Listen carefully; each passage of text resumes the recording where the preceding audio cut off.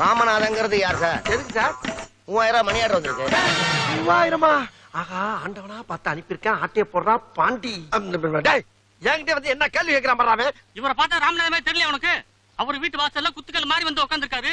ராமநாதன் கிட்டே வந்து ராமநாதன் எங்கன்னு கேட்டா அவர் எங்கேயா போவார் பாவம்?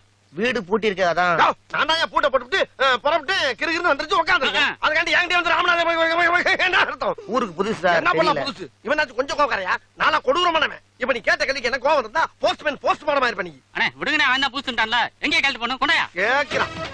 ஊருக்குள்ள வர்றப்பே ராமநாதன் யாரு எவரு எப்படி இருப்பாருன்னு என்ன விசாரிச்சு வர்றது. வந்தவன ராமநாதன் யாருன்னு ராமநாதன் ஏன் கையெழுத்து இந்தா கொண்டா. என்னங்க ராமநாதன் போட்டுருக்கீங்க? மணி அடுக்கலாம் அப்படிதான் போடுவேன். அதான் எனக்கு சென்டிமெண்ட். போ டிப்ஸ் உனக்கு சப்பாரி டிப்ஸ் கிட்ட பிச்சை எடுத்துட்டு இருக்கு. டிப்ஸ் டேய், இவளுக்கு என்ன கறிஞ்சோறு போறது? நம்ம ஒரு ஹோட்டல்ல போய் பிரியாணி சாப்பிட்டு சில்பா செட்டிங்